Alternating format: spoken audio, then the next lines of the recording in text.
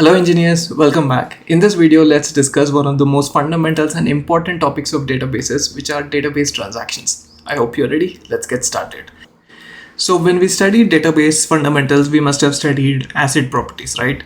Atomicity, consistency, isolation, and durability.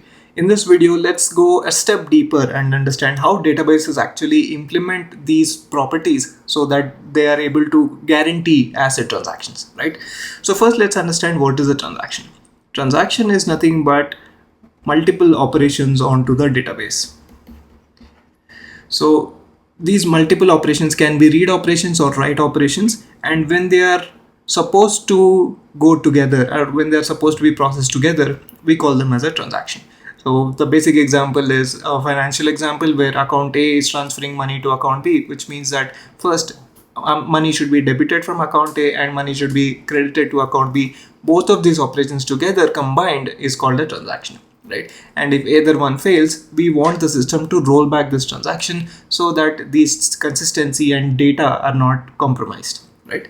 So that is the fundamental definition of a transaction. So these can be read operations or write operations. So databases promise some kind of properties called ACID properties, and because of this we are able to achieve these transactions and we are able to use these transactions effectively even without knowing them while developing applications. So databases take care of these properties themselves so that we don't have to worry about them, and they provide some guarantees in terms of atomicity, consistency, isolation, and durability. So let's go into each of them and try to understand how each of them are implemented in databases. So we're going to start with atomicity. Atomicity is nothing but all or nothing. So you can simply think of it like all or nothing, which means that if a transaction has multiple operations, all the operations should be successful together or fail together. And this property is called atomicity. So how do databases achieve atomicity? So they use a concept called write-ahead logging, which means that even before an operation is processed, the logs are written ahead so that in case of any failure, we can make use of those logs to come back to a previous state, or in case of transaction rollbacks, we can make use of them so that we can come back to the previous state and the data is not compromised, right? So that is how atomicity is achieved. Now let's take a look at consistency. So consistency stands for all rules are followed. So with databases, we can provide it with some rules that it is supposed to follow. For example, I'm making some tables with foreign key constraints. The database should adhere to these constraints. I'm making some rules like balance should never be negative. Database should make sure that the balance never goes negative, right? So these are some of the topics in consistency. First is constraints. So constraints, like I said, we can enforce it at a DDL level. It's a data definition level.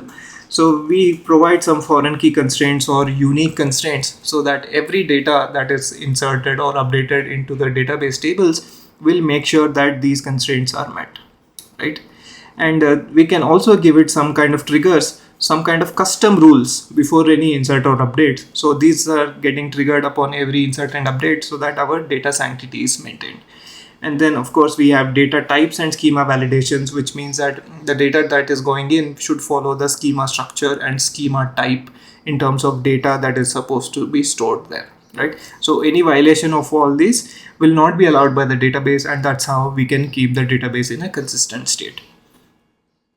The third one in ACID properties is isolation. So this is where concurrency comes into play. So when we are dealing with concurrent transactions, databases guarantee that even though they are looking like concurrent transactions, databases guarantee that they are executed one after the other, which means that they are not overlapping with each other or interdependent with each other, right? So that is the concept of isolation. So every transaction is isolated from each other, right? And within this, there are several topics that databases use to achieve isolation. So let's have a look at them. So first is they use some kind of a locking for each transaction. So the first type of locking is pessimistic locking, which means that even before performing any operation, the database acquires locks on any particular row or object, and it does not allow anybody else to touch that until the transaction is completed, right? So it assumes that there will be conflicts. So I don't want to get into that situation. First, let me acquire all the logs, do my thing, and then I will release the logs. The opposite of that is optimistic locking, which means that it allows everybody to write, and in case of a transaction, let me allow everybody else to write, but when I am writing and when I'm finally committing, that is when I will check if there are any conflicts, right? And if there are any conflicts, I will roll it back. So that's optimistic locking. It assumes that no conflicts will happen. I'm very optimistic about it. But in case something happens, I'm going to roll it back. But I will not acquire locks, or I will not stop anybody from performing any updates or reads, right? So that is optimistic locking. And there is one more thing called two-phase locking, which kind of follows pessimistic concept, which means that it acquires all the locks that are necessary for performing that transaction or a stored procedure. So it's like acquiring all the ingredients before you making a dish. And once you have all the ingredients, you're going to lock them so that you don't have to go out and get more ingredients, right? So that is how two-phase locking works. First, acquire all the locks and slowly release one after the other. So those are the two phases, the acquiring and the releases. So these are some concepts in locking. And next one is MVCC, which is multi-version concurrency control. So this is another type of approach for achieving isolation, and this follows like this. Readers get consistent snapshot, writers create new versions. So for every transaction, there is going to be a unique transaction ID, and those transaction IDs are used when concurrent transactions are coming in together, so that one transaction can make use of that particular state, so that it is not conflicting or it is not intersecting with other transactions. So let's have a look at a diagram which explains this clearly. So this is an example for implementing snapshot isolation using multi-version objects, which let's have a look at it. So on the left side, we have transaction ID 12, which is doing couple of operations. First, it is reading balance from account where ID equal to 1, and it is reading balance from account where ID equal to 2. So it is trying to read the balance of two account holders, right? And the first operation is going to account 1, and the balance is returned as 500, right? And meanwhile, there is another transaction that is coming in. So these are concurrent transactions happening. So in this transaction, there are two update operations happening. First update operation is to add 100 to first account where ID equal to 1, and the second operation is subtracting 100 where ID equal to 2. So it is basically transferring 100 from account 2 to account 1, right? And this is happening while this transaction 12 is in place, right? So what is happening now? First, the balance is 500 in both accounts, and then this transaction is updated the balance. So now the balance is 600 in account 1, and after this the balance is 400 in account 2, right? But as you remember, the transactions should not intersect with each other. So when this transaction has started, both the accounts had 500, right? So when select query is happening on ID 1, we return 500, and when select query is happening on account 2, we still return 500, because as per this transaction ID 12, transaction ID 13 did not happen. So it means that when transaction ID 12 has started, it has received a repeatable read state, which means that whatever was the database state at that time, it only follows that state for upcoming operations in that particular transaction. So in transaction ID 12, there are two operations of reading from ID 1 and ID 2. So when this transaction started, whatever was the state of the database, that will be used for getting all the reads. So when this started, account 1 had 500, account 2 also had 500, so we get 500, even though transaction ID 13 is making use of update queries to update during this transaction.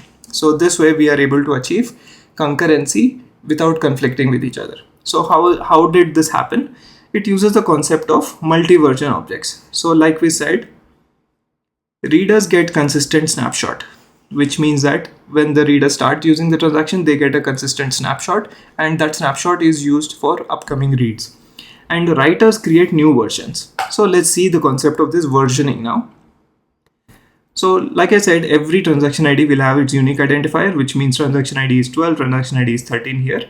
And every operation will insert a new row into the table. So let's have a look at it here. So when we started, this is the current record in the table in account 1, which means it is having balance 500, ID 1, and it is created by 3. So 3 is some transaction that happened earlier in time. Now when this update operation happened, we insert a new row. This is the new row that got inserted, and this is created by 13. So 13 here is the ID of the transaction. So transaction ID 13 created this, and now the balance is 600. And the previous one is deleted by 13, right? So it was created by 3, some transaction in past time, and now this is being deleted by transaction ID 13, right? So now we have two rows, one is this and one is this, and because transaction ID 12, when it started reading, it was reading the record which was created by 3, it will continue to read so, and will not use the newer records in the table, right? So that's how versioning works here. Again, in the same case for account 2, this update query happened, and now we have a new row which is created by transaction 13, and now balance is 400, and the earlier record was created by 5 and balance was 500. So when transaction 12 started, it was using this state. This was the current snapshot at that time, so it is using this state, and balance 500 is returned for that, right? So this is how multi-version object system works for concurrency control. Now let's talk about isolation levels. So these are locking and MVCC are the approaches to handling concurrency, right? Either achieve a lock or use some multiple version mechanism. Now we have a choice in database. So databases make some choice and trade-offs so that they can achieve some level of isolation. So these isolation levels are ranked from weak to strong. So let's go through them one by one. So first is a read uncommitted transaction, which is something we don't want. It means that even before committing a read, somebody else can read it, which means that there is no locking or there is no version control. So I am reading something, meanwhile you are updating something, and when I read it again, your objects or your updates are readable for me even before you commit them. So I'm not sure if I'm reading the latest data, there might be rollback. It is very confusing for the reader or for the database sanctity for that matter, right? So this is something we absolutely don't want, and this is the weakest of them all, weakest isolation level. Next one is read committed. This is fairly safer than the previous one, which means that every read will only happen after commits, right? So this is something where we want to be in terms of database guarantees, that every read that happens will be committed by some transaction or the other, right? And the third one is repeatable read. So this is what we saw in terms of snapshots, right? So this is where snapshots come in. So when I start to read, I want you to give me a snapshot of a database so that I can make use of that snapshot to keep on reading multiple things, and the data does not change until I finish my reading, right? So that is how repeatable read works. So it is similar to the example that we saw before in that diagram, right? So it's like once you enter a restaurant and you are given a menu, that menu will not change until you get out of the restaurant, even though the chef has changed or the shifts have changed or some newly added menu has been created behind the scenes. Your version is still this menu. You cannot order anything out of it, right? So that's how repeatable read works. And the fourth one is serializable. This is the strongest of them all, which means that when a transaction is in place, we will not allow any other transaction to happen. It means that there is some queue mechanism that is maintained, and every transaction is executed one after the other. So this is the strongest of them all, because no transaction will conflict with each other, but at the same time, because it is a queue, if one transaction is taking a longer time, other transactions are waiting. So that is a trade-off that we need to keep in mind when discussing serializable isolation level, which means that with this we are achieving highest isolation. One transaction will never conflict with each other because they are never in concurrent state at any point of time. They are only happening in serial fashion, but the trade-off is speed. So this is how databases achieve isolation. Now let's take a look at durability. Durability stands for how databases will achieve data in case of crashes or in case of failures, right? So again here they will use the concept of write ahead logging, so that when we have logs, we can make use of those logs and replay those logs so that we can rebuild the database from scratch to that state until the last commit happened, right? So we can make use of write ahead logging. And the other option is replication and backups. This we have seen using MongoDB and CouchDB as well. So when you have a transaction, either back it up or replicate to some other location or some other database, so that in case of a crash or in case of a failure, you can make use of those to make them alive or make it the master database or use some kind of mechanism so that data is not lost. So these are some guarantees that are achieved through durability in a database, right? So this is how databases achieve ACID guarantees, right? So it was previously only guaranteed by SQL databases, but now even NoSQL databases are giving some kind of transaction guarantees, even though they are giving it with some trade-offs to be considered, right? So having said all this, these are still within one node, one database, one node taking in transactions and processing them. In the next video, let's take it a step higher and see what are the new challenges that will come up when we take this concept of transactions in a distributed database system, right? So let's discuss all that in the next video where we'll talk distributed transactions. So that's all for this video, guys. Thank you so much for watching. Do leave a like if you found this helpful. Do subscribe if you haven't done already so that you don't miss out on future videos. Thank you so much for watching. I will see you in the next one. Cheers.